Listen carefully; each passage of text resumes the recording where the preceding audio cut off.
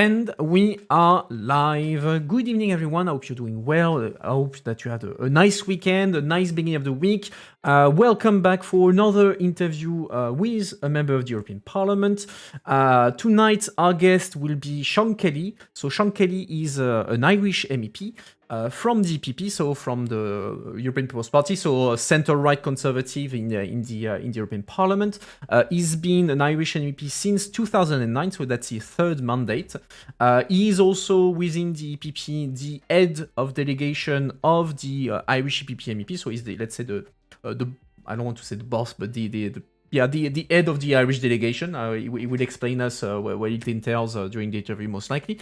And beyond that, within the Parliament, he is a member of the Committee on Industry, Research and Energy, and he is a substitute in the Committee on International Trade and the Committee on Constitutional Affairs. And on top of that, he's also vice chair of the EU-UK Interparliamentary Group. I will talk a bit about that also during the interview. But before we start, as usual, I remind the house rules for anyone who would be new with us tonight. So our guest will be with us for about an hour. After that, he will be able to enjoy the rest of his evening, but you will be stuck with me for another 30-40 minutes to debrief the interview, discuss what you thought, answer additional questions, these sort of things. As usual, I have prepared my own question for Mr. Kelly, but you can, of course, via the chat, react and suggest your own question, of course, staying in topic. We're here to talk about European politics, so no national politics unless it's related to EU politics. And generally speaking, as usual, don't spam and stay civil, but that's always the case, so I'm not worried. And I think that we have covered the basics, so I suggest that we dive right into it. Good evening, Sean Kelly. Welcome, and thank you very much for being with us tonight. So you heard me doing my little introduction, introducing you as an MEP. Is there anything that I forgot or that you would like to add about yourself before we start? No, you introduced me well, Quentin, and thanks for inviting me, and good evening to all your listeners. I suppose just prior to becoming an MEP, I was the executive chairman of the Irish Institute of Sport. I was president of the GAA, which was a difficult time because we were opening our grounds to soccer and rugby, which didn't go down well with a lot of our members. And I was a teacher, both primary and secondary.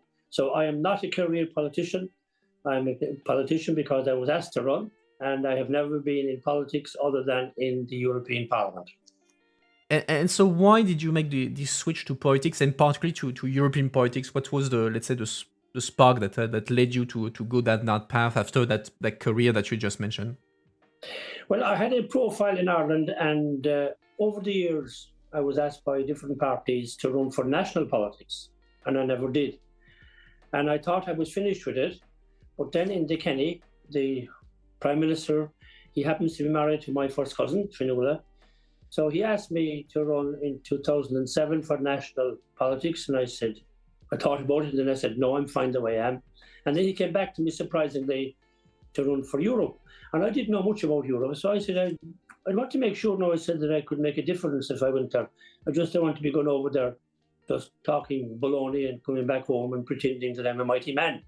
So he told me that he would get me to speak to Simon Coveney, who was an MEP and who is now a minister in the Irish government. So when I saw the way Europe worked, as opposed to how a national government works, I said, yeah, you can make a difference here. Because in national governments, everybody on the government side votes for the government all the time, and everybody from the opposition votes against them and criticizes them. Whereas here, there is no government, there's no opposition. So if you want to be influential, you've got to work yourself and do things that would be very important to you. And also the fact that you could have so many different committees, you were bound to find a committee that you would find a lot of interest in and maybe make a lot of progress. So there were really the factors. And also a very important point, Quentin, as well, my family were grown up. When you're an MEP, it's very difficult, I think, if you have a young family, because you're away from home so much. But at least my family were grown up, and that made a difference as well.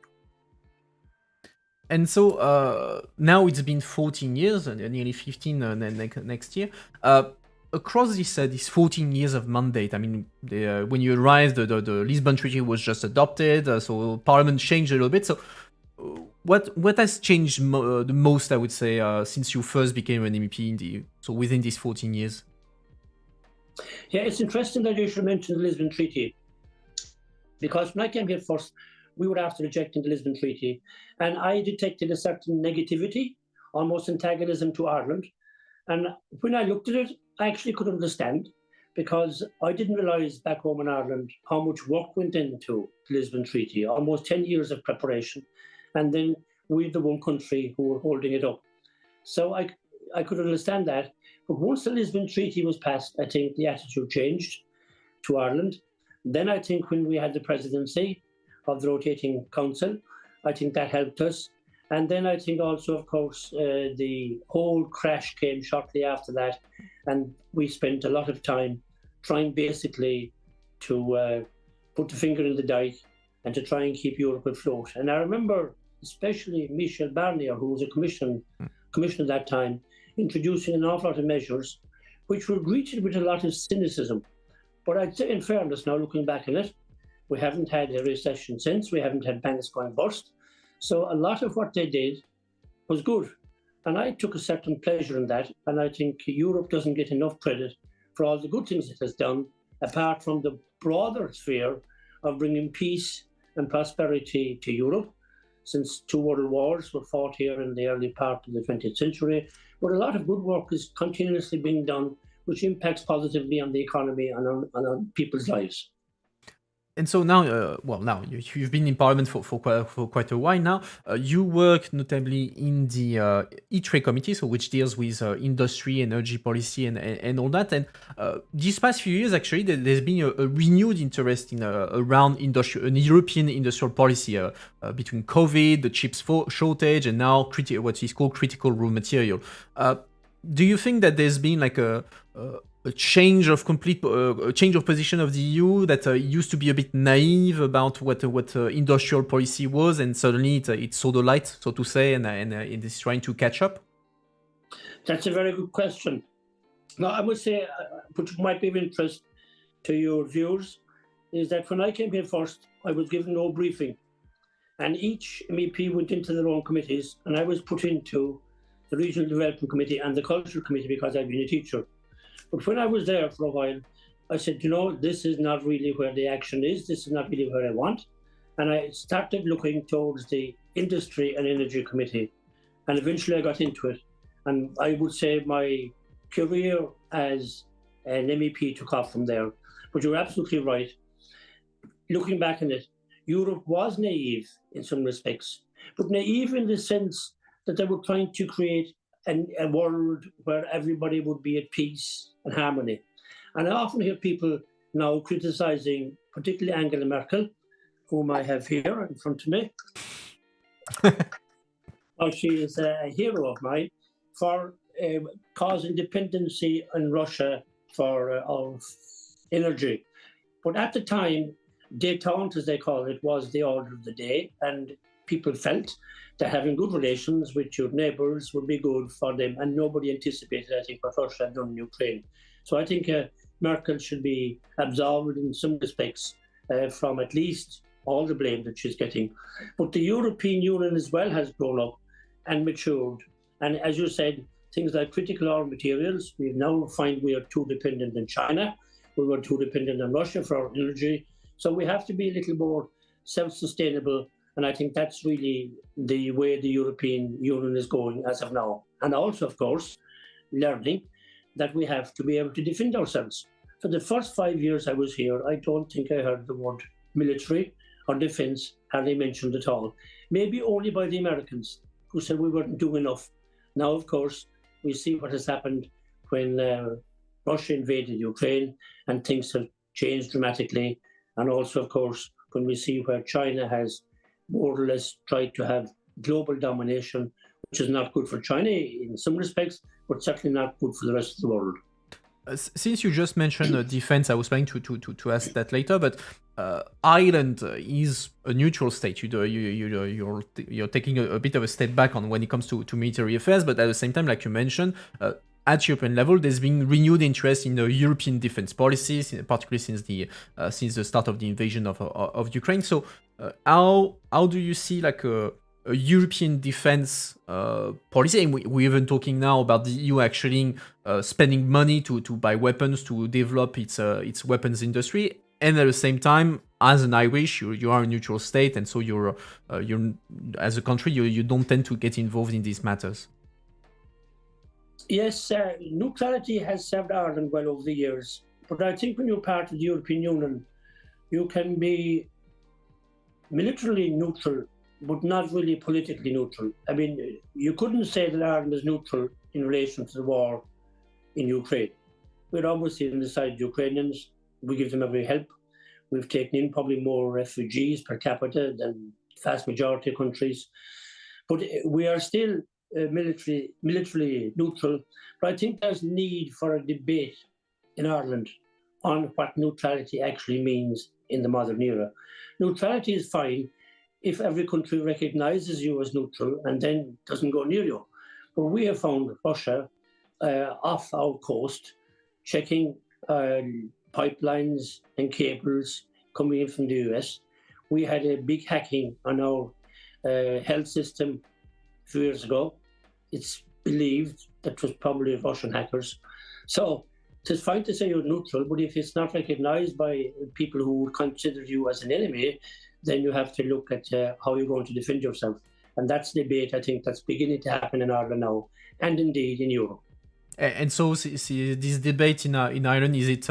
Do you see the public opinion starting to shift on this matter, or it will still require quite some time before there could be like a change in perspective on what neutrality means for Ireland in 21st century?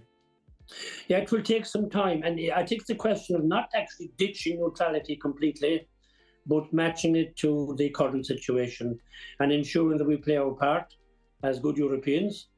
And also, of course, to ensure that we can defend ourselves in certain areas at least, or at least without looking to other countries to do it for us, we'd have to have some capacity ourselves. So that has to be looked at in view of the current geopolitical situation. And I think you're going to hear a lot more about that in Ireland, and probably in countries like Austria as well, over the next number of years. Going back to the topic of industrial policy, there's a lot of initiatives around where there's the question of AI, Critical Role Act, and this sort of thing. So it requires a lot of money, obviously, to develop a European policy and a European, let's say, autonomy. And there's a debate on whether the EU should get more debt, indebt itself more than it currently is. As for the viewers, the EU contracted debt for the first time of its history for the pandemic, after the pandemic, for the recovery fund. And now there's question on whether the EU should do it again to fund its autonomy, particularly in the field of industry. So you yourself, do you think that the EU should get the funds by generating more debt, or should the EU seek other sources to finance its policies? Well, in fairness, the rules, which I think Michel Barnier was primarily responsible for, that came in have been good because they have kept a cap on excessive spending in member states, including my own. But there are probably times when you need to have a little more flexibility, and this is probably one of them, without having no limit on debt. COVID and the recovery fund after COVID was a very good idea, and it went down well with citizens, whereas a lot of the measures which they took at the time of the recession didn't go down well with citizens and weren't well received. So I think it's a question of balancing both to ensure that we do what is necessary to keep the union ahead, and also, of course, to ensure that member states can't have excessive debt, which lands on other countries as well. So they're the kind of things we have to balance. But I do think that maybe loosening the purse strings a little bit more wouldn't do any harm, because the European Union as such is so big and powerful and wealthy that it would be able to handle debt if it meant a little bit of belt tightening down the line. Mm-hmm. Another part of the ITRE committee, of which you're part, is energy. And lately, there's been a lot of discussion around nuclear energy because, notably in Council, there's been a clash between France, let's say, and Germany. I'll simplify, but let's present it like that. And so, a lot of debates about the place of nuclear energy and whether it could be considered as a form of green energy. Obviously, there are debates within the parliament about nuclear energy. So, what is your take? Is nuclear energy something that should be kept around? Is it part of the solution as per in the Green Deal? Coming from Ireland, neutrality and nuclear were almost the same, in the sense that nobody wanted nuclear energy at any cost in Ireland because of what happened in Chernobyl, which is understandable. But the whole debate has moved on hugely. And I've asked, actually, at a few meetings now, I said, how in the name of God can nuclear energy be fine in France, Finland and other countries, and be absolutely terrible in countries like Germany? And I asked the Commission to come forward with an objective analysis of where nuclear should fit in. Because I think we're going to actually see more nuclear, because we will need it if we are to meet our targets. And it's absolutely ridiculous to be saying in one country nuclear is evil, and in another country they have no issue with it. And for instance, when we build the Celtic interconnector, we're going to be getting nuclear energy from France because they'll be exporting electricity to us. So, like, to say that you're against nuclear, but you have no problem using it if it comes from another country, that doesn't make much sense to me. I think we have to have a little more objective, scientific debate on it and say yes or no, nuclear is good or nuclear is bad. It fits into the green agenda or it doesn't. And I think it actually does. And I think you're going to see much more progress in it, particularly maybe smaller nuclear stations and so forth into the future. All right. So you're open to the idea of having nuclear as part of the green solution. Yes, green absolutely. Okay. Moving on to another committee that you're a member of, which is the Constitutional Affairs Committee. Obviously, so the AFCO committee deals notably with European elections, which are next year. Of course, this is the big thing. And one topic that is up in the air is the concept of the Spitzenkandidat, so who will be the designation of the leader of the European Commission. Do you believe that the Spitzenkandidat, which was used once to elect Jean-Claude Juncker, can make a comeback, or should we move on and find new ways to improve EU elections and make it more democratic, so let's say, in terms of perspective for the citizens? I think the Spitzenkandidat is grand in theory, but not in practice. It's too easy for somebody to become the Spitzenkandidat of a particular group, and then if they get the most votes, then they become the president of the Commission. Actually, I think that the system where the Council nominates somebody is not a bad one. I mean,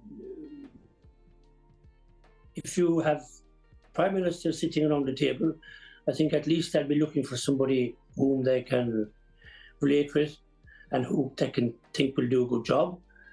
Whereas the Spitzenkandidat could throw up any candidate, depending on how the results go. And we have seen big swings in elections over the years.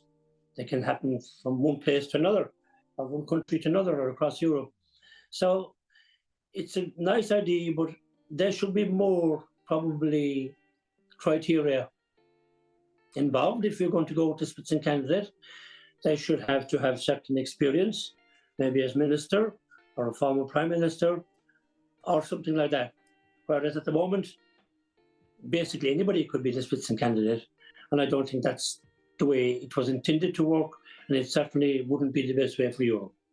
And without then putting aside the Spitzenkandidat, since you said in theory it's nice, but in practice it's maybe not as good as might one anticipate, how would you then improve the EU elections and fix the so-called democratic deficit of the EU?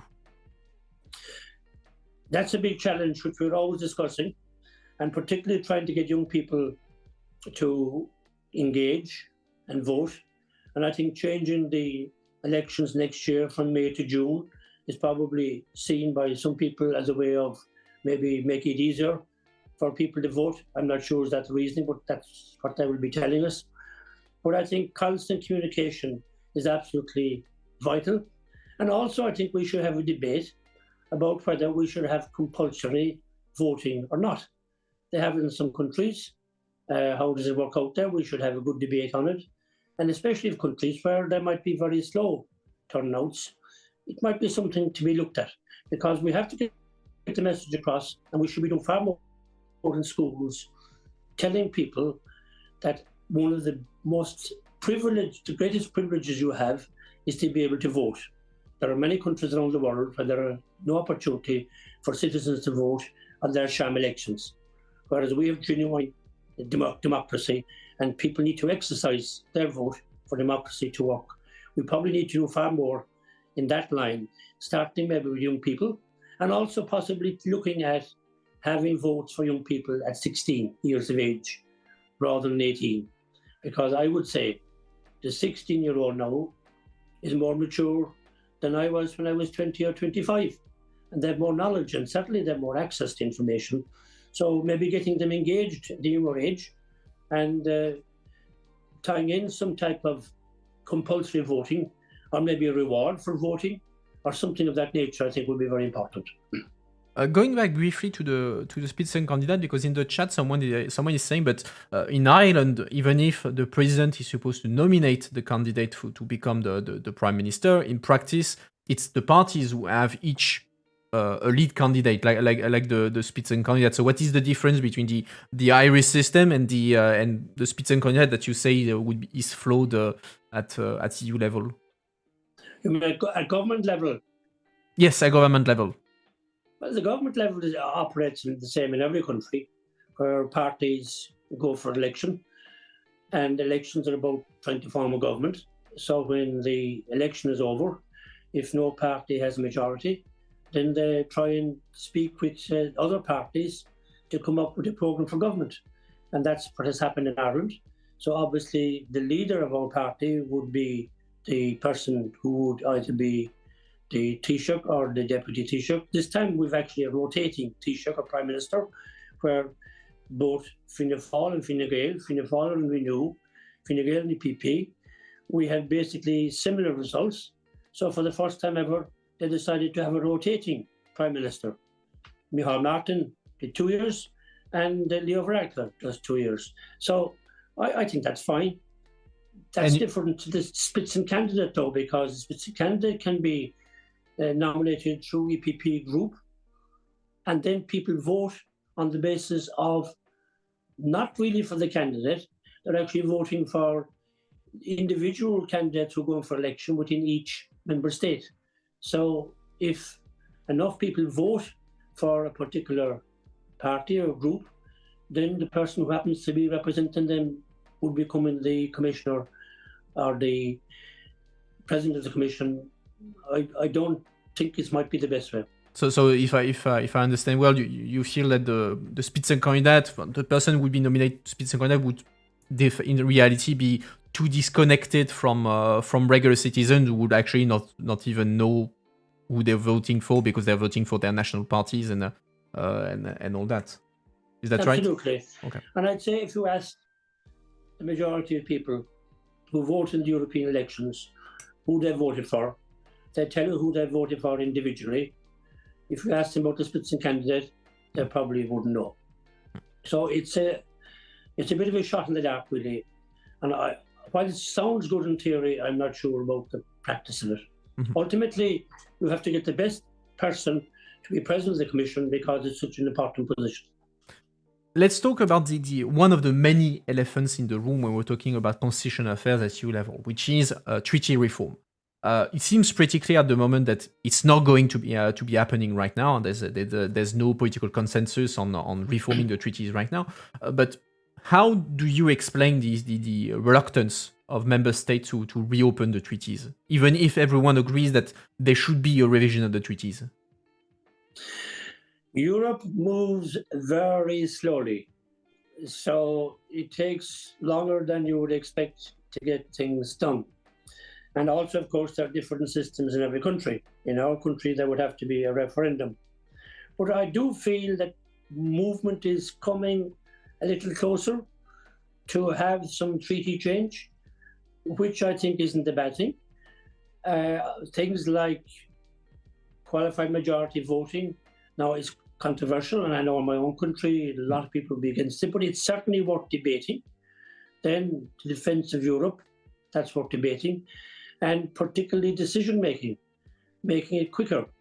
I mean, it's absolutely ridiculous that in relation, for instance, to the war in Ukraine, that one person, Viktor Orban, was able to hold up a lot of what we were trying to do, and there were compromises, while at the same time, Hungary is getting more out of the European budget than it's putting in the sense that they are a beneficiary country, whereas countries like ours, who are in a long-term and welfare, are actually contributors. So I think a lot of people have a certain difficulty in allowing a veto to be used in critical decisions that need to be taken maybe quicker. So I think it needs to be debated again and again, and eventually they will come up, I expect, with some proposals for treaty change, which will have to be obviously voted and discussed. But you just can't say the Lisbon Treaty is the last treaty change now we're going to ever have in Europe. That doesn't make sense to me because things evolve. And I so, think do you think it's going to be what? Are we talking 2 years, 5 years, 10 years? If you have to give an estimation as the situation is right now? a lot will depend on the attitude of the next president of the Commission. I think if the next president of the Commission, or even if there's Ursula von der Leyen again, says that they would like to see this happening during the mandate, I think it will happen. But they need to say it at the beginning of the mandate. There's no point saying it a year out from it or 2 years out, because it will take time to get everything in order. So I would expect that to be part of the programme for the next Commission, to look at certain areas where we might be able to improve the efficiency. And that's really what you're talking about, the efficiency of Europe in the overall interest of citizens, by giving maybe more power centrally for certain decisions. And final question on the treaty changes, like another part of the discussion is you have some EU leaders who say we can't accept new countries in the EU, whether Ukraine, Moldova, or the Balkan states, as long as we haven't done the treaty reform, because otherwise it would just make matters worse for the EU. Do you agree that first the EU needs to reform itself before welcoming new members, or the two issues should be disconnected? That possibly could go in parallel. I don't think it would be fair to the candidate countries to say we can't take EU now until we have sorted out the whole question of treaty reform, because some of those countries are waiting a long time to join the European Union, and I think there needs to be a real movement on it, because otherwise they could become round off Europe and maybe turn elsewhere. So I would have to say, in my own personal opinion, we were very privileged to be able to join the European Union exactly 50 years ago, 1973. We benefited hugely. Why should we say to a country who might be similarly poor to us, who wants to join the European Union, oh, no, we can't have you in, you're not good enough yet. So I think, and particularly because of what happened in Ukraine, the whole question of peace and prosperity now says security in Europe as well. And I think that's an important factor. So I would like us actually, again, the next Commission, to at least give some kind of tentative dates by which enlargement can take place. A debate that has been stirring in Brussels for the past few days now is around the upcoming Hungarian presidency of the Council in 2024. So for the viewers, in short, every 6 months you have a different country chairing the work of the Council, which represent the member state, and Hungary is supposed to take over the secretary of the Council at the end of 2024. And some are asking for this presidency to be postponed or even suspended because of the bad track record of Hungary and Viktor Orban in particular regarding the rule of law. Such a suspension, as far as I know, would be a first, and there's no precedent in that. Where do you stand on that? Do you think that the Hungarian Council presidency should be postponed, suspended, or should it be like business as usual? There's no reason to meddle with it. It's a dilemma, and I can understand both sides of the debate. But I just have a funny feeling that we often talk about the poacher turning gamekeeper. There's nothing like a sense of responsibility to make people cop on a small bit. And I think if Hungary had the rotating presidency, Orbán might say to himself, I have 6 months now to do a lot of work. And he'll only get that done if he has the cooperation of others. So I just have a funny feeling, rather than annihilating all of Hungary and taking a precedent, not to allow them to have the presidency for the first time ever when their turn came, it could backfire. Whereas I just have that notion that maybe Orbán, he has such a big ego, that being the rotating president and having it in Hungary, he would see it as an opportunity to leave his mark. And I would hope that he might look at it that way. I have seen that happen sometimes, where those, as I said, who were the biggest poachers became the best gamekeepers. And this could be the case here. Having said that, the whole question of the rule of law, etc., that cannot be washed under the table either. And I think that has to be addressed, and I think Europe has to keep firm on those issues. Yet, if I'm not mistaken, the EPP, so your own political group, has supported the idea of acting or doing something regarding the Hungarian presidency. So for you, is the EPP going a bit too fast or meddling with things that they should not be meddling with? Because formally, the parliament has no say on how presidencies work because it's internal, let's say, council affairs. Yeah, I think it's no harm to express concerns and to say maybe we're not happy with this. But then pressing the nuclear button and saying, no, we're not going to have the presidency from Hungary, that might be going too far. But actually taking the position they're taking at the moment might put Hungary and others thinking, that this isn't just plain sailing.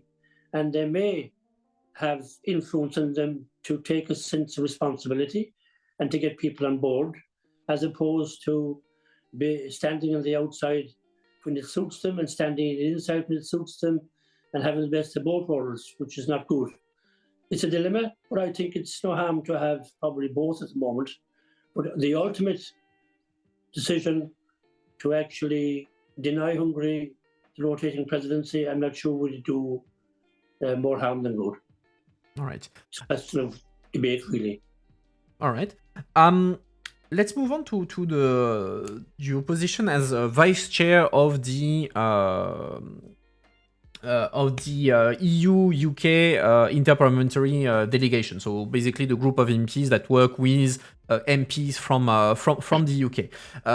Of course, this delegation post-Brexit is a bit of a peculiar position. It's I imagine that the work is a bit complicated there, but since now we have seen Boris Johnson leave, Liz Truss leave, are bridges with the UK starting to be rebuilt, or are we still far from, let's say, an appeased post-Brexit relation with the UK?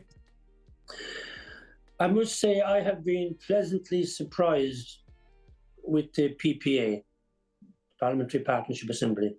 And it just shows again the value of sitting down and meeting people. Because now you have, after a few years of Brexit, when nothing happened and there was no discussion between MEPs and MPs and lords and baronesses from the House of Commons, that creates a void. But once the PPA was up and running, you could see there was a maturity there, and there was a willingness to say, we're part of the PPA. We want to have a legacy, and the legacy has to be that we re-establish good relations with the European Union and the UK.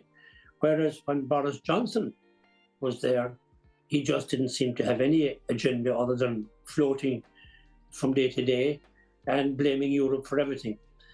I felt that the members of the PPA, and especially the Bureau, because I'd be part of the Bureau as a first vice chair, they took a different line, which was very important. And now that we have the Windsor framework, I think we are in a much better position, and we're moving towards closer and better relationships with the United Kingdom, while recognising, of course, that Brexit cannot be the same as if they were in the European Union. There are good consequences for it, but we just do our best to have good relations with them. I think Maris Sefcovic was tremendous in his patience, number one, because that's why I said to him in the beginning, I said, whatever you do, don't walk away from the table, because that's what Johnson and the Brexiteers would love you to do. And he was frustrated because there was no progress, and they wouldn't even engage properly. And it was only when Rishi Sunak took over, a mature, sensible politician, he saw they were going nowhere. He saw the economy was tanking, and they needed to get good relations with the EU and get the issues resolved, that things began to happen quickly. And thankfully now, it's good. And also I'm very, very grateful to MEPs from all over Europe who have taken such an interest in it, and particularly in relation to the Northern Ireland Protocol and so forth. And I think it's fantastic to see that real spirit of European values coming through, where MEPs from countries all over Europe who have nothing to gain personally would want to contribute to making a better position between Ireland and the UK and the European Union, the UK. And I think that's all very positive at the moment. Yeah, like you just mentioned, so Brexit, of course, it has consequences for all member states, but even more so for Ireland, because of course the question of the relationship with Northern Ireland, the whole debate around the reunification of Ireland, etc. Ireland has more skin in the game, let's say, than other countries. So looking at the whole Brexit situation and notably the Northern Irish Protocol, are you satisfied with the solution that were found, that had to be designed to try to maintain a balance between Brexit, so the UK leaving and becoming doing its own thing, and on the other side the need to maintain the Good Friday Agreement and also the free circulation between Northern Ireland and Ireland? So how do you see that as an Irish? I think the Windsor Framework is a wonderful compromise. It has got rid of an awful lot of the checks, which the DUP, the Unionist Party, were so concerned about, understandably so to a certain degree, but also it protects the single market, bottom line, so that having those green and red channels and getting everything done more or less digitally, very few checks other than what you'd have. You have to have some checks. You have them in every port and in every airport every now and then, because otherwise people could smuggle all they liked. So I think there's a maturity developing in Northern Ireland that the European Union have done their best to accommodate them. And I think what we really need to do now is to have continuous engagement with the politicians in Northern Ireland, as well as the official government in Westminster, so that if there are issues crop up, which there will, there are always issues, that we'll have a channel by which we can deal with them effectively. Now, the PPA will do that, but there are also some committees. But at a political level, it's good to have political engagement as well. And as an Irish, do you hope that the UK would rejoin the EU in the future, or for you, okay, the UK now is doing its own thing, its path is outside the EU, and good luck with that? It's very hard for a country to admit they made a mistake, especially the Brits, who have such a very high opinion of themselves in general, and maybe they're entitled to it. But I've noticed in the recent surveys that more and more people are saying in the United Kingdom that Brexit isn't working for them. And also a very important point which I make is that when you look at those who voted for Brexit, the younger people actually voted to stay in the European Union. So the old fogies that voted Britain out of the European Union. So as the years go by, with those people taking over positions of power within the governments in 10 or 15 or 20 years' time, I could see a move by the United Kingdom to say, listen, perhaps we should go into the European Union again. And I could see that happening. And that's why good relations are going to be so important as well, to at least have a friendly approach and to say, well, if you want to come in, you're welcome, but obviously on the same terms as others, and not to be given them preferential treatment, which sometimes they expected. And that was one of the problems with the United Kingdom, is that they did get sometimes preferential treatment because they kicked up such a song and dance, particularly Margaret Thatcher's time. So I could see, yes, the United Kingdom coming back into the European Union in years to come. There'll definitely be a big majority for it in Northern Ireland, a big majority for it in Scotland. I could see Wales as well, because they have now recognised, and they come to me regularly, the various public representatives, trying to deal with the consequences of Brexit, which they didn't expect. So yes, I could see it happening in a number of years to come. And let's say final question on Brexit itself. When I discuss with Irish people, Irish MEPs, some tell me, oh, but actually Brexit might have accelerated the process of the reunification of Ireland, because of the, like you mentioned, Northern Irish people massively voted in favor of remaining in the EU, and in the end they were forced to leave the EU. So do you agree that for the purpose of United Ireland, actually Brexit might have helped the cause and accelerated the process, or for you it's not as clear cut? It has put it on the agenda, and there are those who are using it to promote their own agenda. But quite frankly, I would love to see United Ireland, but I think because of the need to get stability in Northern Ireland, to get the Northern Ireland Assembly up and running, that it might be better to say we're not going to have a border poll for at least 5 years. Because in fairness to the Unionists, I think they are scared of that happening. Number one, because of Brexit, they feel now they're somewhat cut off from the United Kingdom. And number two, because of Brexit, there are people pushing to have United Ireland. There has been absolutely no preparation done, north or south in Ireland, for a United Ireland, other than talk. So I think if they stop talking, said we'll have nothing in relation to a border poll for 5 years, and then get working at what needs to change in the event of United Ireland, I think that's what needs to be done. But nothing has happened in that regard. And for that reason, the Unionists, I think, are somewhat scared about it. And the Republic, where I come from, Republic of Ireland, they just say, oh, to be nice to have a United Ireland. You'd ask them, what changes should we make? Oh, we'll make no changes.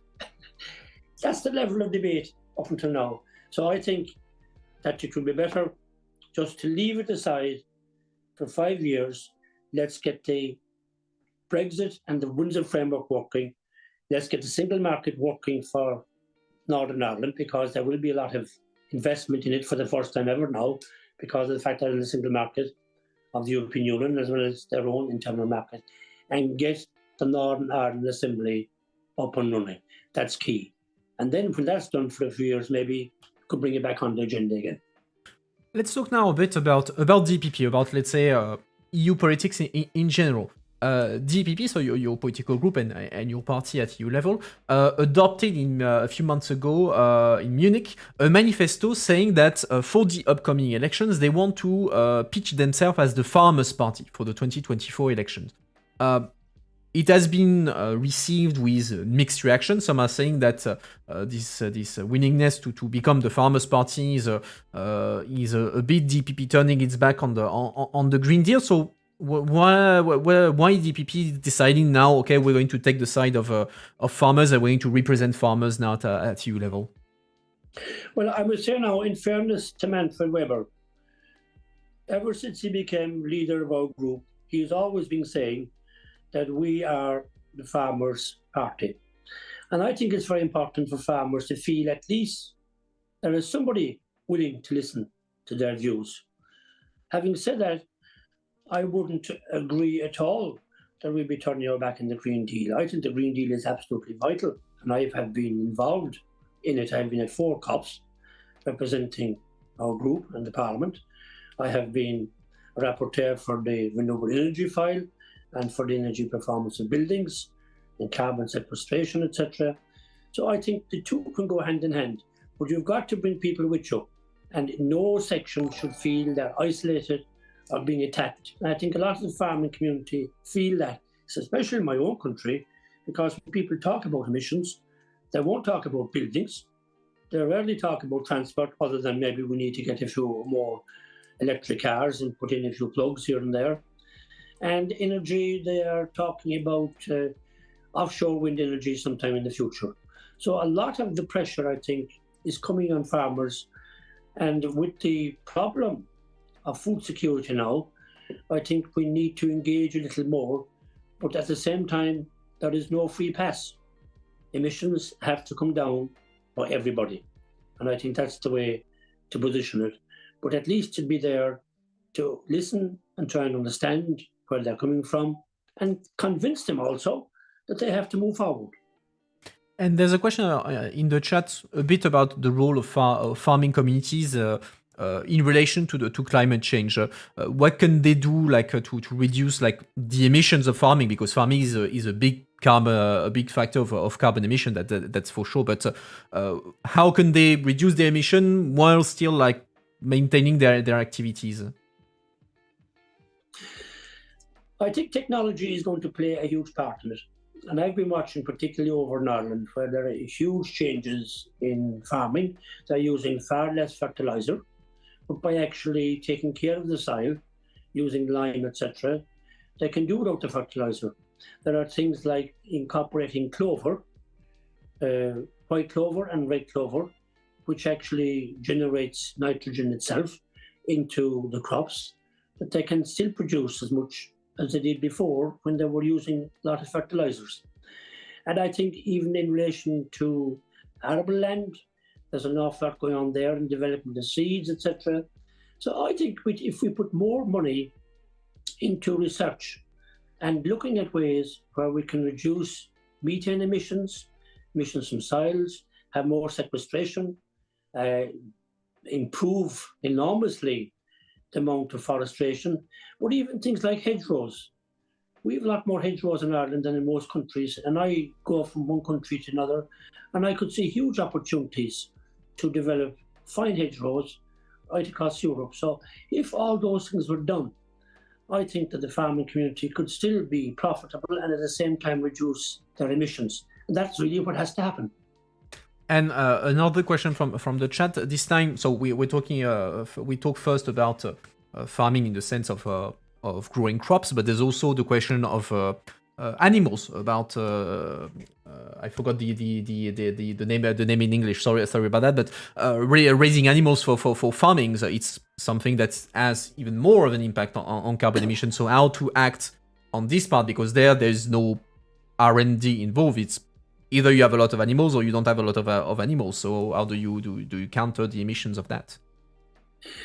Well, again, there are an awful lot of work going on in terms of breeding different types of animals that have a different impact on the environment. And also I see back in Ireland, they are now reducing the time it takes for an animal to reach slaughter age. So before it would be anything from 30 to 36 months. Just coming back on the plane today, I was reading their paper where a lot of them now are doing it between 18 and 20 months. So that's reducing enormously. And then by having different types of animals, so they are looking at the methane emissions from different breeds. I think all that will feed into helping to reduce emissions, and even things like the way they utilize slurry, if they develop anaerobic digesters, which are quite a lot across Europe. But we now in Ireland are doing that. And if we had one of those in every parish, that would make a huge difference. So all those things I think, are helping to move us in the right direction without actually putting farmers out of business and without actually having livestock at all. Because you will need livestock, be it sheep or cattle, but you must do so in the most environmentally friendly manner.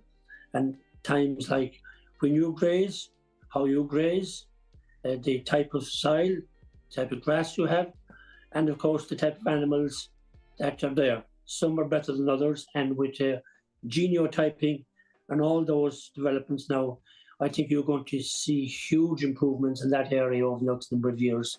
Because up until now, it was done more or less out of interest. From now on, it has to be done out of almost necessity. Going back to DPP, DPP lately has been having some electoral success around Europe. Prime Minister Mitsotakis in Greece is likely going to win the second round of election and remain as prime minister.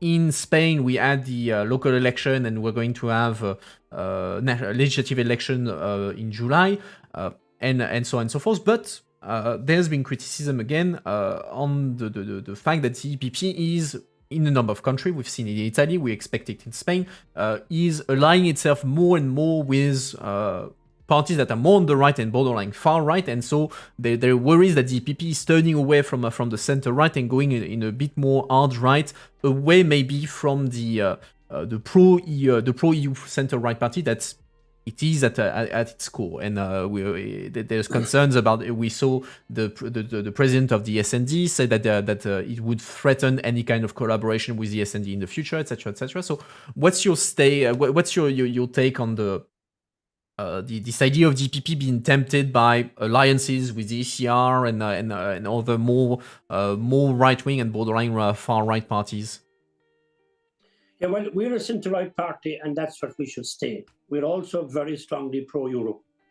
And I'd like to think also that we are not a populist group, that we take issues seriously and we come up with a responsible approach.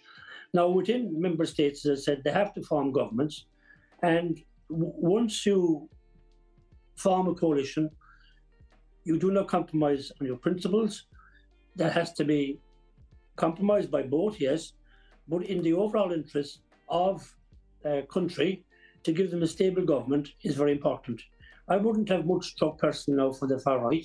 I think they're too extreme, and I'd be reluctant personally to get involved with them. But there may be occasions in the interest of a government in a member state that they may be able to do a deal with them. I have seen deals done in coalitions because we've had coalitions in Ireland, and many of those who would be totally against certain things when they're going for election, when the reality dawns on them and they have responsibility, they can be far less extreme. And I would hope the same might apply in this regard, that even we might have a mellowing effect on some of the extremes. But you definitely wouldn't want to see the EPP taking on the clothes of the far right, or the far left, for that matter.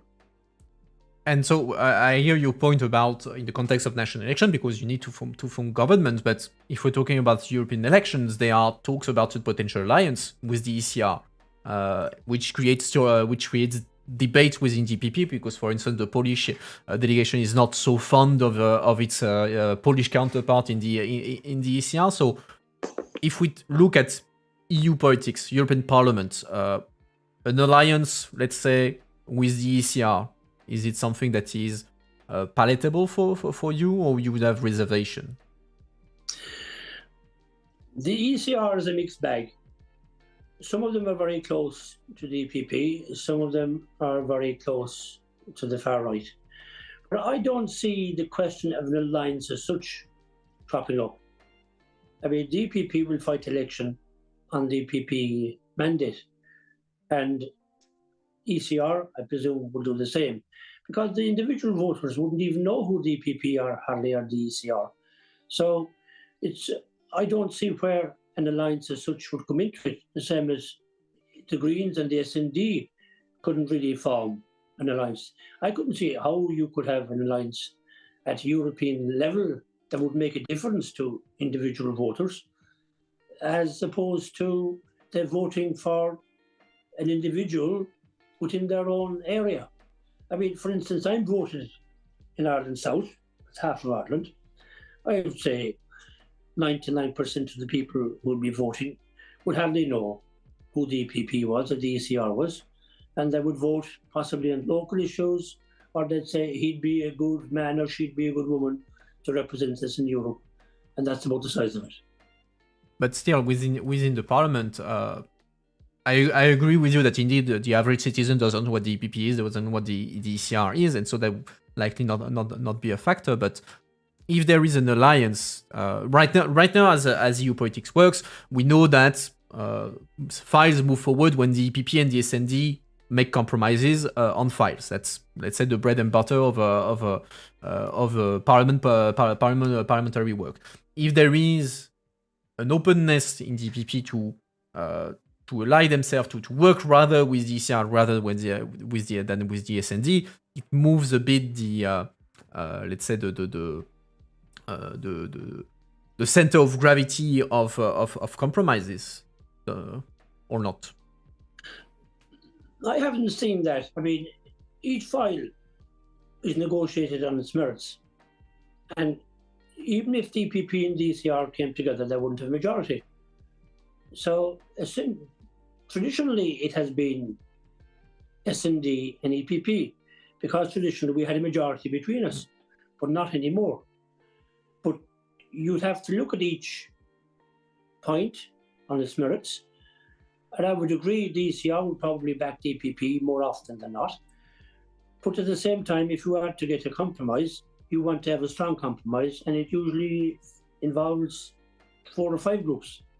And I think you can have all these alliances in theory, but when it comes to it, and that's the great beauty, where I'm concerned, of European legislation, that the rapporteurs have to sit down and discuss and take the amendments one by one and try to come to an agreement where they can get a majority to support what they're doing in Parliament. So alliances as such don't really work here, other than maybe for votes for president of the Parliament or something of that nature. All right, I'm looking at the time, so we are going to go towards the final questions because we're getting close to the hour. If you could change anything about the EU, you snapped your fingers, you change things, you don't have to worry about treaty changes or whatever, you snapped your finger, it happens. What do you change about the EU and why? I think I would certainly look at getting the European Union to communicate better. When I came here first, as I said, I didn't know a whole pile about the European Union. But after a while, I said, my God, there's so much good work going on here that I never heard of. And I said one day in Parliament, I said, the European Union is the best peace project and probably general social project ever in the history of the world, but it must be the worst PR machine in the world as well. And I think they really need to engage more with people and get the message across and get out to young people. As you said, if they were engaged enough, they'd want to vote. So we have a big challenge there, and I think that'd be the number one priority. Get the message across, and I actually blame the European Union's lack of communication for Brexit to a certain extent.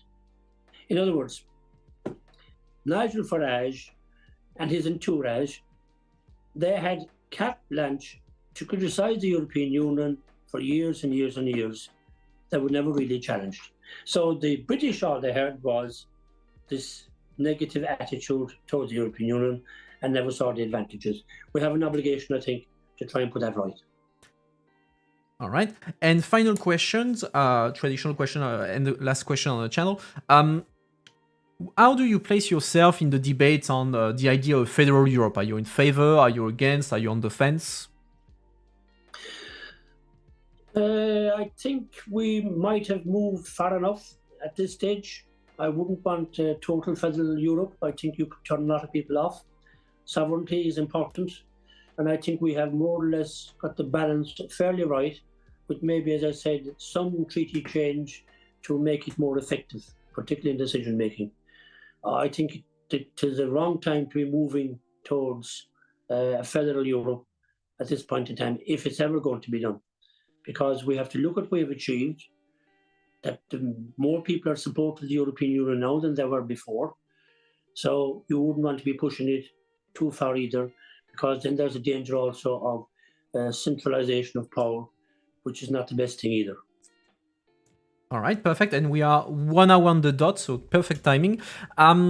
So thank you again, Sean Kelly, for taking your time to answer a question. Chat, make sure to thank him for his time. If you would like people to remember one thing from tonight, what would be your message to them?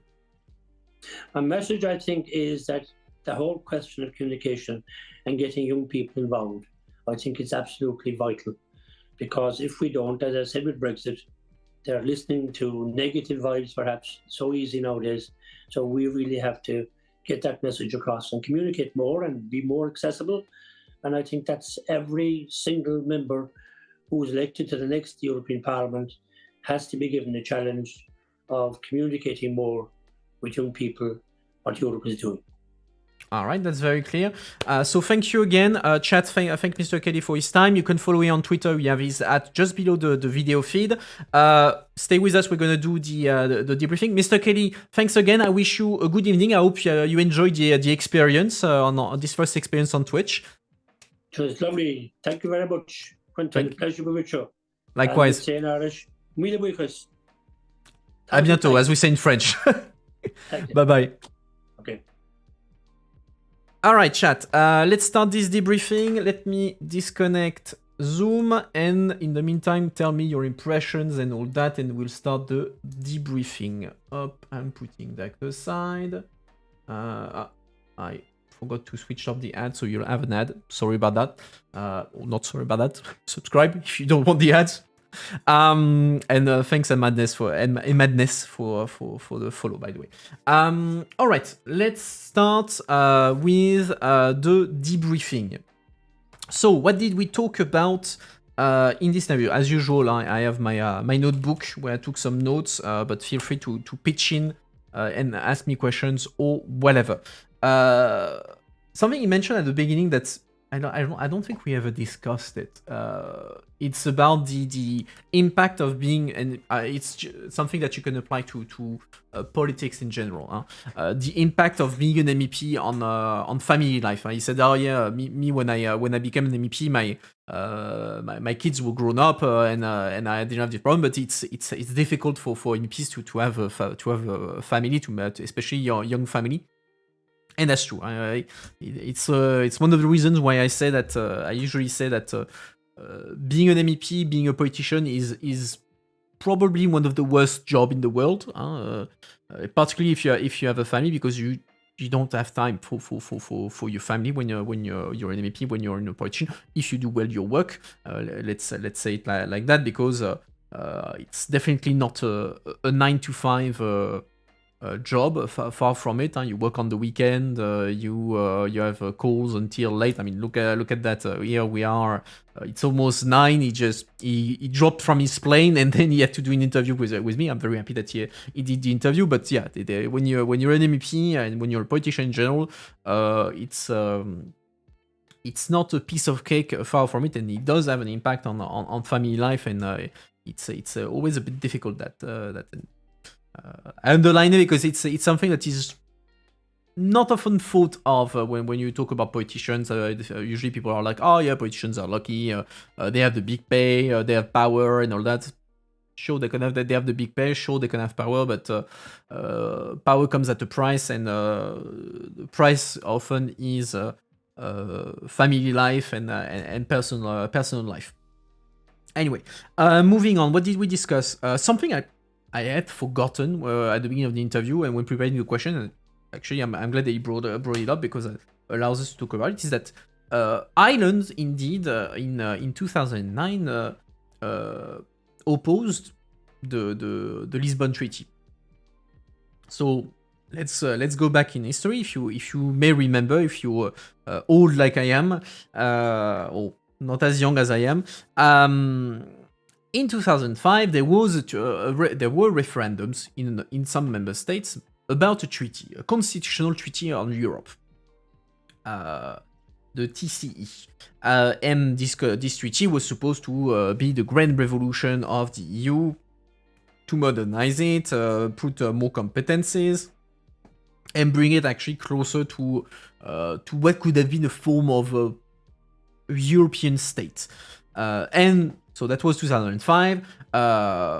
The referendum failed in France and the Netherlands, and that basically killed this treaty. That being said, there was still a need for reform because we had just then the entrance of 10 new member states and the 10 countries from the east, and of course the EU could not function as it were at how many were there back then?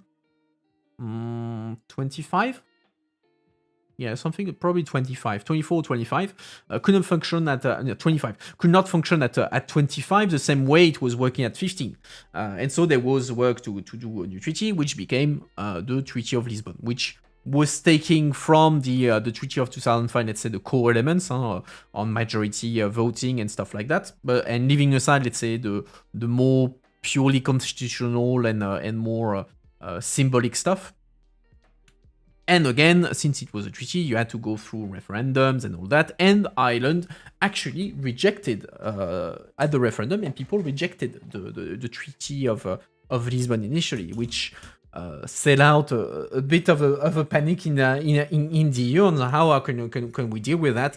And actually, what happened is since the Irish government really wanted to have the treaty nonetheless, they say, okay, it's important, we need to find a solution, and so they negotiated with the EU what is called a protocol, so it's an additional piece of text to a treaty, an international treaty, basically trying to negotiate carve-outs to convince Irish people that the treaty was not bad for Irish sovereignty, that their rights would be protected, etc. And notably, one thing that was, let's say, sacrificed, maybe a strong word, but for the purpose of it, let's say sacrificed. In the Lisbon Treaty, if you look in the Treaty of the European Union, as it is, you go on the internet, you type Treaty of the European Union, you will find it. You look at the articles, fun reading, I recommend it. I don't do it. One thing that you will find is normally the Commission, so right now, the European Commission, also the form of the EU government, you have one commissioner per country. Each country has a commissioner. So Ireland has a commissioner, Mairead McGuinness, who is commissioner on... Damn it. Is she trade or finance? She might be trade. I'm sorry. I'm rusty on my commissioner, Mairead McGuinness. She's commissioner for what? For financial services. Okay. Okay, thanks a lot.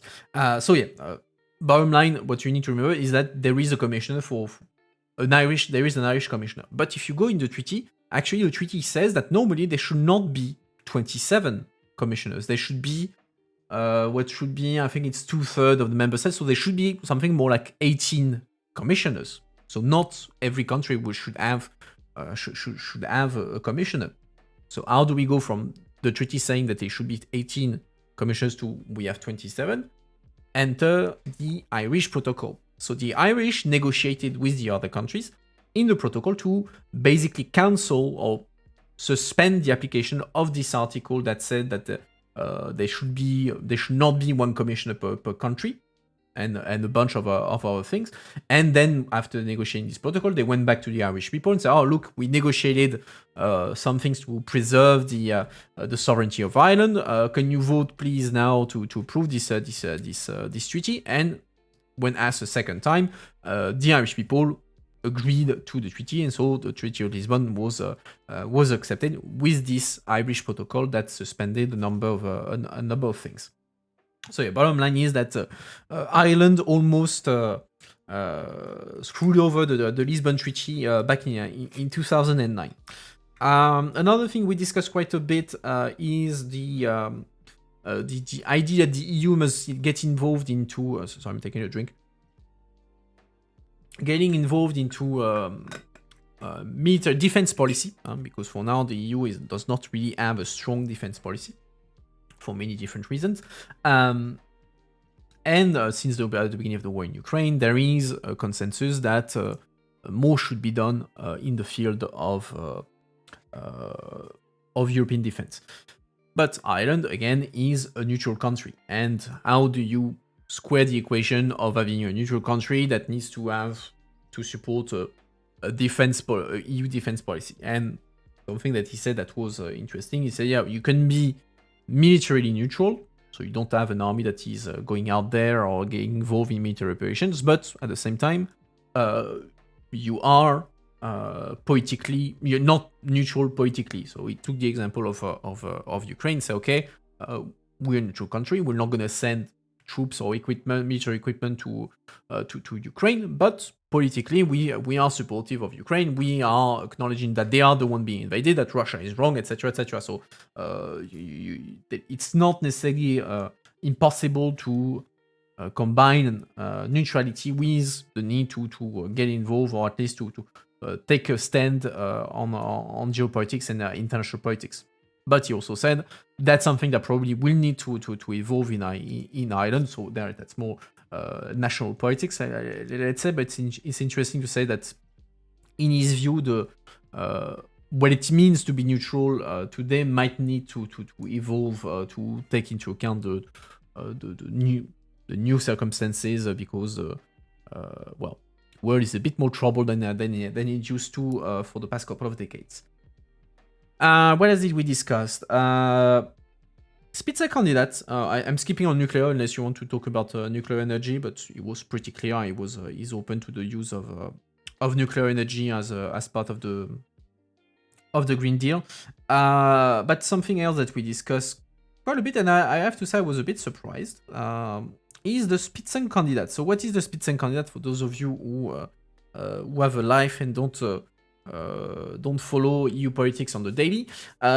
It's a concept with a terrible name that is basically a lead candidate system. So you have European elections, and each party, so the EPP, the Socialists, the Greens, etc., they will nominate one person who they will say, okay, this person is our head of list, our lead candidate, and if we win the election, this person should become the president of the commission.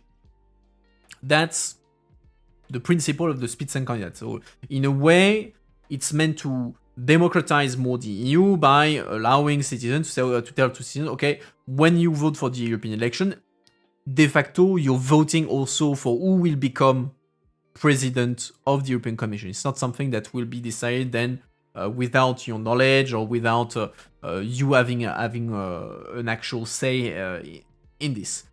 That's how we got Jean-Claude Juncker. Jean-Claude Juncker is the only president of the Commission who was elected under the Spitzenkandidat system. So Jean-Claude Juncker was the lead candidate of the EPP. The EPP won the elections, and councils, so the member states, agreed to nominate him, and he became president of the Commission. But in 2019, the council didn't like the system anymore. Again, for many reasons. They didn't like the candidate. Emmanuel Macron was arriving, and he didn't want to commit to the system that was taking a bit power from him. And so they said, no, we don't want a Spitzenkandidat. We're going to nominate who we want. And so they nominated Ursula von der Leyen, who was EPP, but she was not a lead candidate. And the parliament had to accept his defeat and de facto put as a president of the commission someone that was not a Spitzenkandidat. And so as next year there's going to be the European elections, we are back in the debate: should there be a Spitzenkandidat, should there not be a Spitzenkandidat, how do we fix the system, etc., etc. And so I have to say I was a bit surprised when I heard Sean Kelly being critical of the Spitzenkandidat for reasons that are indeed that can make sense. That makes sense. I mean, they are arguments. Then you agree or disagree, but the arguments make sense, which is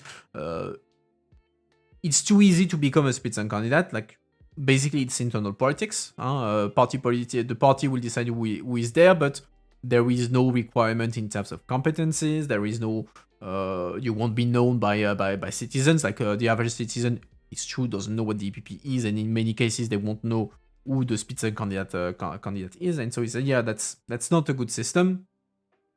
That doesn't fix the issue, so it's better actually to have the council, so member state, decide who is the future president of the commission, because they will decide. First, they have a democratic mandate themselves. Parliament also has a democratic mandate, but they also have, let's say, criteria.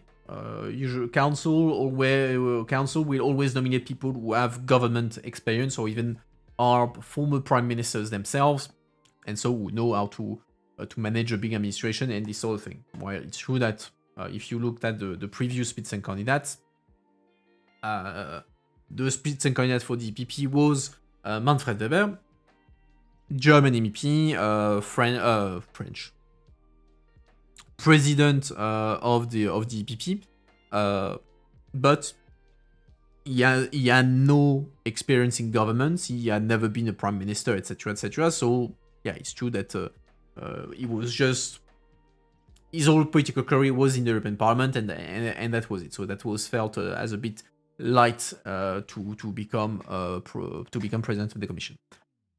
Let's see, it's a chicken and egg situation though. They don't know because council keeps taking power from them. Council won't give them power because they are not known. Yes, I mean, there is a bit of that, but not only. I would say. Stubb was Rob. Stubb was the another candidate, the other candidate to become Spitzenkandidat. I don't think he was robbed. I mean, it was the EPP voted. I was there. To be fair, I was there. It was the Helsinki. It was not a summit, but the Helsinki conference. So the EPP voted, the EPP Congress in Helsinki. They elected him. There was an internal campaign where you had Manfred Weber and Alexander Stubb. So Alexander Stubb was the leader of the Finnish EPP. He wanted to be Spitzenkandidat as well, and yeah, the EPP voted in favor of Manfred. I would say there that was fair. So he was not wrong. You may agree, you may disagree with the choice of electing Manfred Weber as the Spitzenkandidat, but he was elected. It was not himself saying, okay, I'm gonna be the Spitzenkandidat now. There was a process behind it. But going back to your point, there is a chicken and egg situation, but not only. In the sense that, yes, council doesn't like, one of the reasons why council doesn't like the Spitzenkandidat system is that it takes power away from the council. At the moment, like I said, the council, so member states, are the one nominating the candidates of the council, of the president to become president of the commission. So they pick the name. They have to take into account the result of the election. So usually, in practice, it will be someone who comes from the party that won the elections, but the council decides. That's what they did in 2019 by nominating Ursula von der Leyen. The Spitzenkandidat system takes away this power from them because it says, okay, council actually does not choose freely the people who will become president of the commission. They have to choose someone that we, Parliament, chose, which of course changed completely the dynamic because in the end that means that it's the Parliament that decides who is the president of the commission, and also what it means politically is that the president of the commission, under Spitzenkandidat system, owes his job to the European Parliament. So in the balance of power between the commission, the parliament, and the council, the president of the commission would be a bit closer to the parliament than the council, which of course the council hates. The council wants a president of the commission who is close to the council, and so will defend the interest of member states. That's why one of the reasons also why they tend to nominate people who had government experience, who used to be prime ministers themselves, because they are people from their circle, and so people who understand them and who they can understand. So it's also a question of council not wanting to be to have the parliament take power from them. Then whether it's legitimate or not, who should have the most sway? That's up to for debate. But that's also a dimension.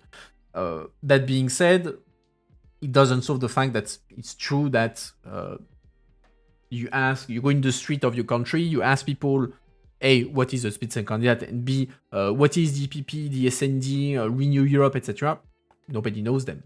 Like, most people do not know they already don't know the MEP, but they don't know the European parties, etc., etc. So there, it's independent of the council. It's a matter for national politics and national media, because they don't talk about the EU, they don't put the EU forward, and so de facto European elections are a collection of actually 27 national elections with a little bit of EU sprinkle on top of it. At the end, that's the core of the problem. As long as European elections are identified as national elections rather than an actual European-wide election, there's going to be a problem. That's the truth. There's definitely truth in that. What else did we talk about? He was in favor, like on things that he was in favor of. Something that I was surprised again. He was in favor of having the voting right at 16. So 16-year-old people could have the right to vote, including for the European elections. I know that in some countries they have it, but I'm not sure in Ireland. I know that Belgium is going to have it. Austria has it, but I'm not sure if Ireland has it. Ireland voting age. Let's see.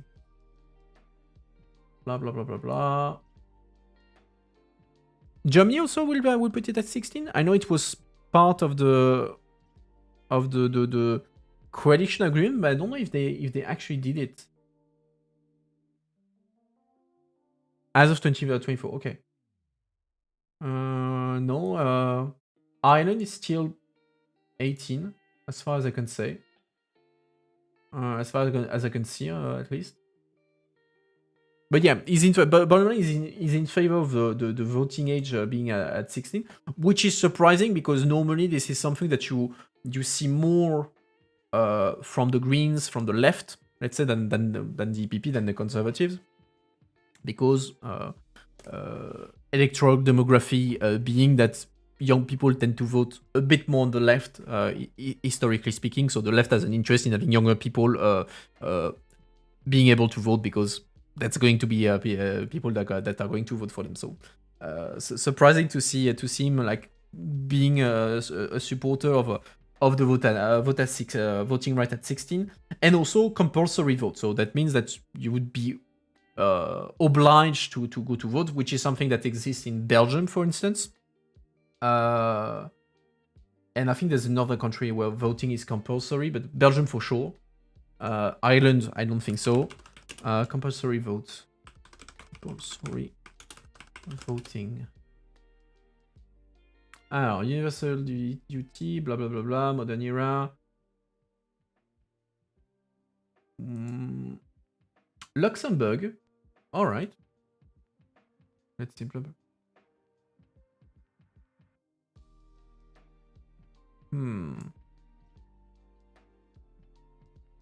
We have Luxembourg, Belgium. Did I miss something? No, okay, just Luxembourg and Belgium apparently who have compulsory voting. I'm a bit surprised by Luxembourg. Okay, let's trust Wikipedia on this one. You'll correct me later if need be. So again, something I was surprised about.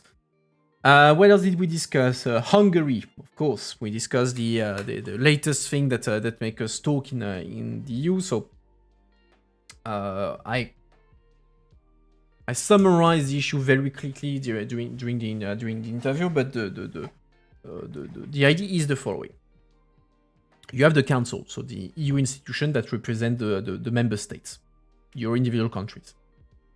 Every 6 months, the Council is presided by a different country. So right now, we are under a Swedes presidency. The next presidency is going to be the Spanish, and so on and so forth. For the second part of before the calendar, what it means to have the presidency of the Council, it means that mostly you have the secretariat. You're the one chairing the meetings. You're the one defining a few political priorities, and you're the one negotiating on behalf of the council. It's not you defend your national interest, and you represent the interest of the council collectively. You represent the council in negotiations on legislative files, in what we call trilogues. So that's the job of a presidency. It's also, let's say, a moment to do a lot of communication. It's how do you say it? It's a stage. Let's say you can put in the spotlight a bit your vision of the EU. And as it happens, second part of 2024, so in right after the European elections, Hungary is supposed to take the presidency of the council. And that's in the calendar. The calendar is fixed, and so Hungary is supposed to have the presidency of the council. And ironically, again, the one after Hungary is to be Poland during the first semester of 2025. And for now about a week, there's a debate on whether this presidency of Hungary in the council should be suspended, should be put under control, circumvented, basically because of the issue of rule of law, because of Viktor Orban, because Viktor Orban has a number of issues with the EU, to say the least, particularly in the field of the rule of law. So he doesn't have the best of relations with the EU. And many people fear that it's not compatible for a country to have, with that many issues of rule of law, to be in the spotlight of the EU for 6 months as a council presidency. So they are looking for ways to either suspend it, postpone it, or suspend it completely, or ensure that on a number of sensitive topics, for instance, when it comes to rule of law, Hungary would not be the one leading the work, but another country more trustworthy would be in charge of these files that are too sensitive to be given to Hungary and Viktor Orban. So it's been like the debate of the past few days on whether it is possible legally, how to do that, whether it's legitimate, etc., etc. We're seeing a bunch of options being put out there. Initially, it was the parliament putting a resolution, which is going to be voted on Thursday. So basically, the parliament making the political demand that the Hungarian presidency be suspended, or all the member states taking action to prevent Hungary from presiding or doing any kind of damage. But that was, let's say, a bit wishful thinking. I discussed it last week. Was it in English or the French news review? I don't recall. In one of the news review, I discussed it, this whole issue, which for me was in the French one. Okay, so in summary, my vision of it up until now is that it was legally not possible. It's not possible to suspend the presidency of Hungary, and politically unlikely. That was my assessment. Now, today apparently, so right now you have the EU ministers, the ministers of European affairs of the member state that are meeting as part of a normal gathering of the council, and some of them are now actually talking about, okay, should we take action against the Hungarian presidency? Which surprised me, because since it was an idea that was coming from the parliament meddling in strictly internal council affairs, I thought that the council would be like, no, we can't let the parliament meddle with our own affairs. It's our own stuff. Go away, parliament. Leave Hungary alone, and etc. etc. So I thought that council would try to put that under the rug. Now, I have to say I'm surprised, assuming that it's confirmed that that action is actually being taken. I'm surprised that apparently some countries are actually entertaining the idea of taking actions to keep the Hungarian presidency under control. We will see what happens, but okay, that's already an evolution that I did not anticipate. We will see how it could take form, etc., etc. I'm still thinking that politically it's a very difficult affair. And like Sean Kelly was saying, the problem is that by trying to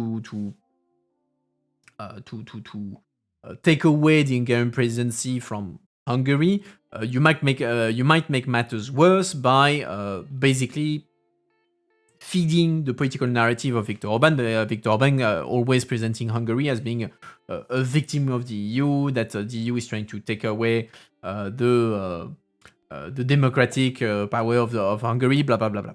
You know the drill. And by having the parliament particularly asking to take away the Hungarian presidency, you're giving a political narrative on the silver platter to Viktor Orban. So on that, I would say that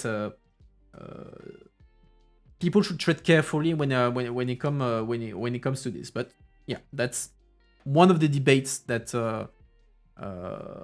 is out there. It does put into question whether the EU is in unions of equal. Well, it does. I mean, it is a union of equals.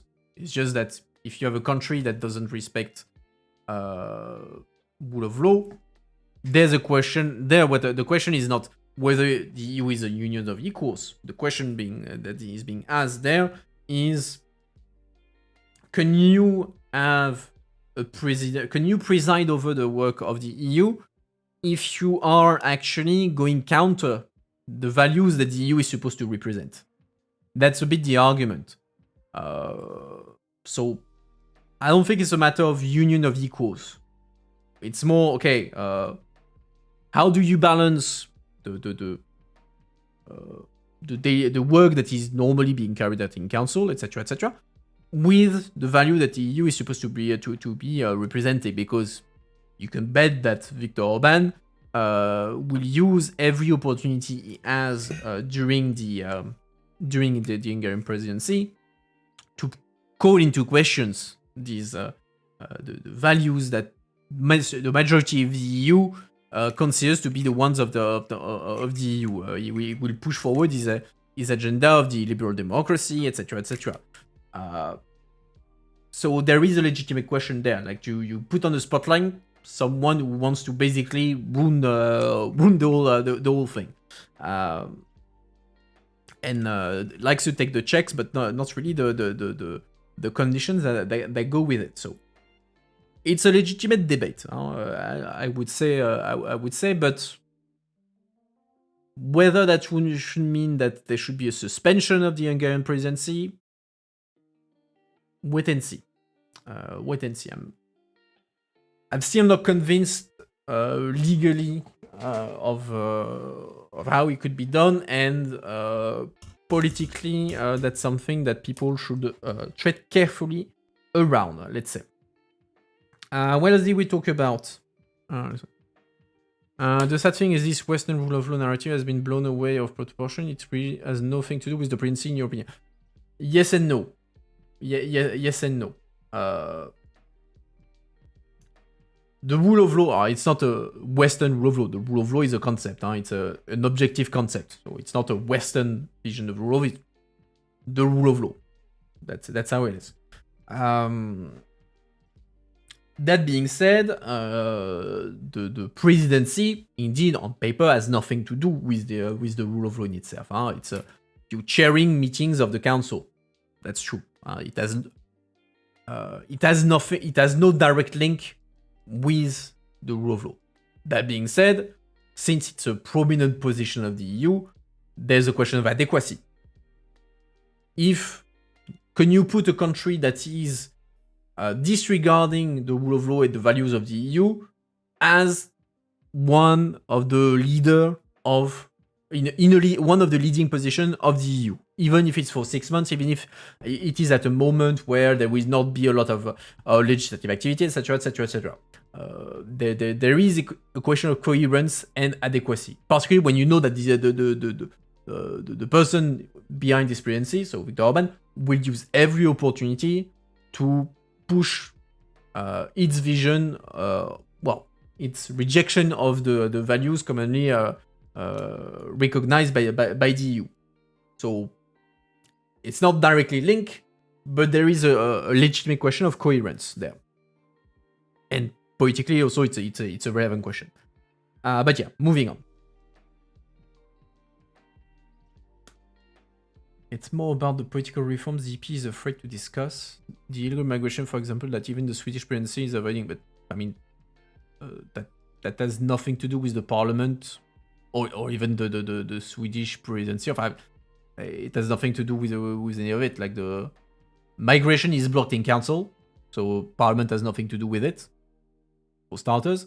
And then it has nothing to do with with that. It's a question of like here, rule of law. That's the only topic on the table. It's not a matter of political reforms the parliament is afraid to discuss. If anything, it's more the council who is afraid to discuss some reform than the parliament. The parliament has usually very clear views on very clear majorities on a number of topics. It's the council that doesn't want to discuss things more than the parliament. But yeah, moving on. What did we discuss? A bit about Brexit. What time is it? I'm just checking my time. Okay.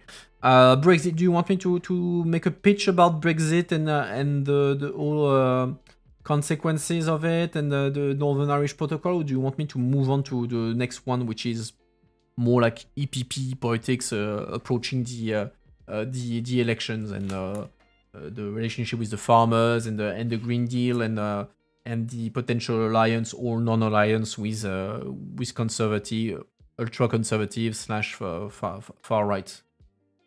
Your call. There. Oh, what you prefer in the meantime? I drink.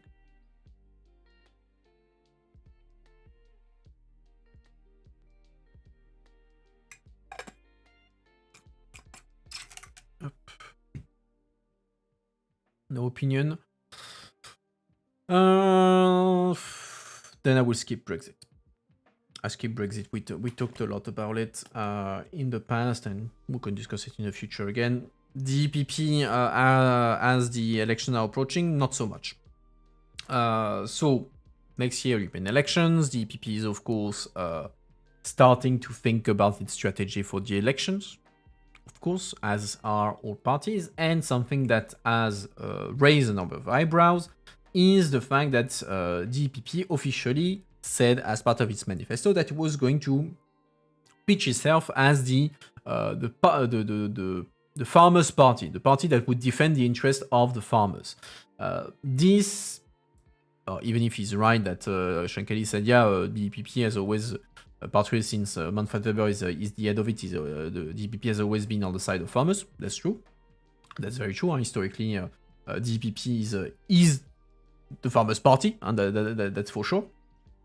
But there is clearly a line being taken. They are presenting themselves as the Farmers' Party, particularly, in fact, as a reaction to the Green Deal. So the Green Deal, the package of EU policies to make the EU, let's say, climate neutral. That's the Green Deal. And as time passes, there is more and more resistance to the Green Deal, and notably as part of the consequences as on farmers, on rural areas, etc., etc.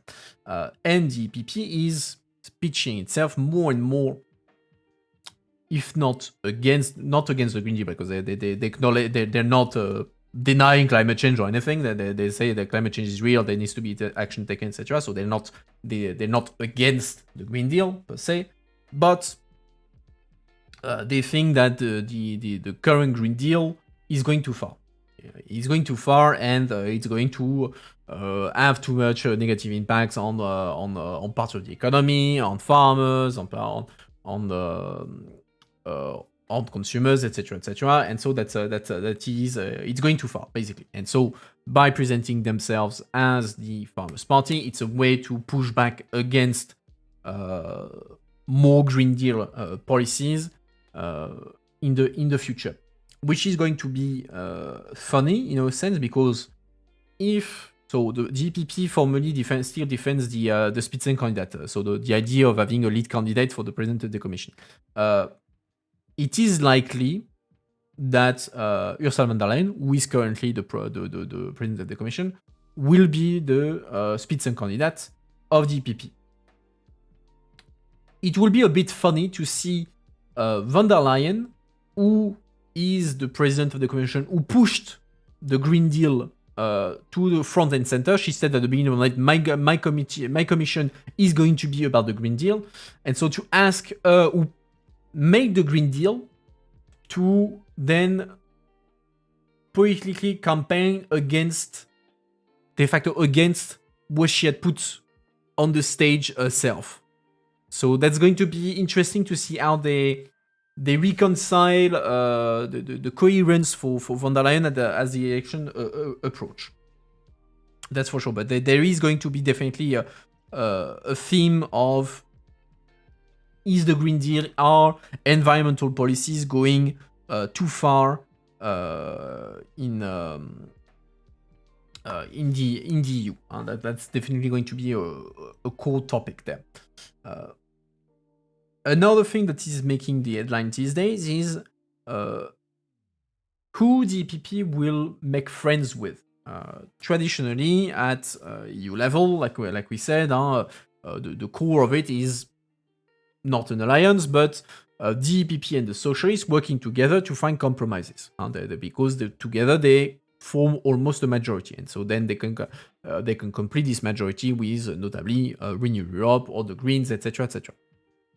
More and more, the EPP is getting a bit fed up with the idea of allying themselves with the left because they feel that they are losing too much of their platform in alliances with the left, and they are looking more and more on the right, particularly since in a number of countries, Italy being the most successful example, let's say, and we are suspecting that it's going to happen as well in Spain and maybe in other countries, where in these countries we have the center-right, so it's Forza Italia, member of the EPP, allying themselves or putting themselves in coalition with ultra-conservative and even the far-right, and working together.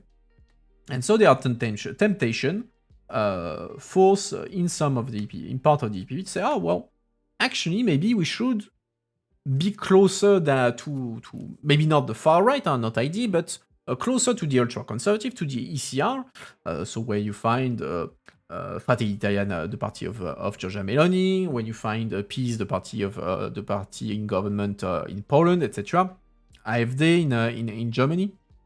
And so they're thinking, actually, maybe we should align ourselves or work more closely with the ECR, because then that means that we would need to rely less on the SND, on the socialists, on the left, and so we could push for real conservative, really right-wing policies. And the problem is a number of people are worrying that the EP might be selling a bit its soul for votes, basically. That's because they would be influenced much more by ultra-conservative and the far right than the contrary. So that's a pending question, especially since the Italian elections. Manfred Weber, the current leader of the EPP, has been playing around with the idea, although he's been shut down by a number of members of the EPP, including his own party, the CSU in Germany has shut him down on this. But still, it's up in the air, the idea of the center-right looking more on its right than on its left to find allies. And it's going to make the campaign and the next parliament particularly volatile, let's say, and difficult to have an appeased debate. And yeah, that was pretty much the topics I had. Anything you want me to discuss right now before I conclude and we finish, or do you have enough of me for tonight? I can't believe that you would have ever enough of me. I don't want to think about it, but who knows?